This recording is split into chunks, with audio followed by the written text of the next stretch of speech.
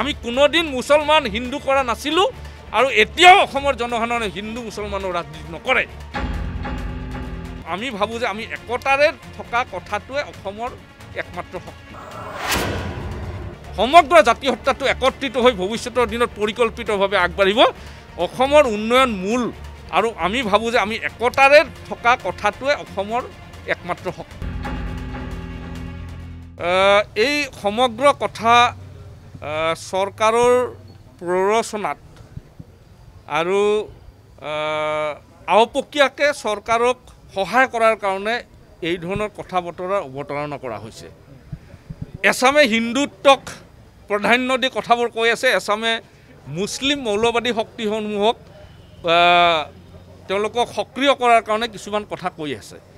আমি ভাবোঁ যে অসমৰ সমাজ জীৱনত ধৰ্মীয় মেৰুকৰণৰ কোনো স্থান নাই, সাম্প্ৰদায়িকতাৰ কোনো স্থান নাই আৰু সদৌ অসম ছাত্ৰ সন্থাই ইয়াৰ বিৰুদ্ধে সংগ্ৰাম কৰি আছে, ভৱিষ্যতে কৰি যাব। কিন্তু এনেধৰণৰ অযথা কথা কিছুমান এই সময়ত অৱতাৰণা কৰি শাসকীয় দলটোক যে সহায় কৰিছে এই কথা স্পষ্ট। ইতিমধ্যে কেইবাগৰাকী ব্যক্তিয়ে সি কংগ্ৰেছৰে হওক যি দলৰে হওক তেওঁলোকে চৰকাৰখনক সহায় কৰাৰ কাৰণে সিদ্ধান্ত লৈয়ে তেওঁলোকে এই সমিতিয়ে ছাবমিট কৰা ৰিপৰ্টটো তেওঁলোকে চহী কৰিছে।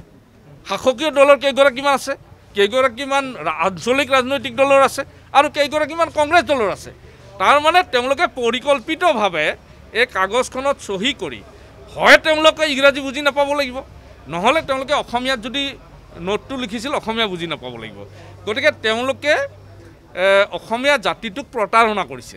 গতিকে এনেধৰণৰ অবাবত যিবোৰ বিষয় উত্থাপন কৰি অসমীয়া জাতিটোৰ মূল কাঠামোটোত আঘাত সানিব বিচাৰিছে, ইয়াৰ প্ৰত্যুত্তৰ অসমীয়া জাতিয়ে দিব। অসমৰ প্ৰত্যেকটো জাতি জনগোষ্ঠী ভাষা ভাষী ধৰ্মাৱলম্বী দিব। আমি কোনোদিন মুছলমান হিন্দু কৰা নাছিলোঁ আৰু এতিয়াও অসমৰ জনসাধাৰণে হিন্দু মুছলমানৰ ৰাজনীতি নকৰে।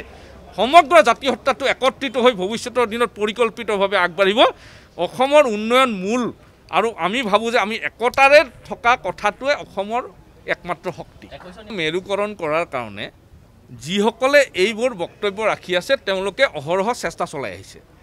এছাম চৰকাৰী তেনেকুৱা পাণ্ডা আছে আৰু এছাম আন দলত থকা তেনেকুৱা পাণ্ডা আছে। তেওঁলোকে এই কথাবোৰ সময়ে সময়ে উত্থাপন কৰি অসমৰ সমাজ জীৱন কলুষিত কৰিব খোজে আৰু সেই কথাকে এই সময়ত উত্থাপন কৰি জাতি ধৰ্ম ভাষা নিৰ্বিশেষে একত্ৰিত হৈ থকা জাতিটোক ভাগ ভাগ কৰিব খুজিছে।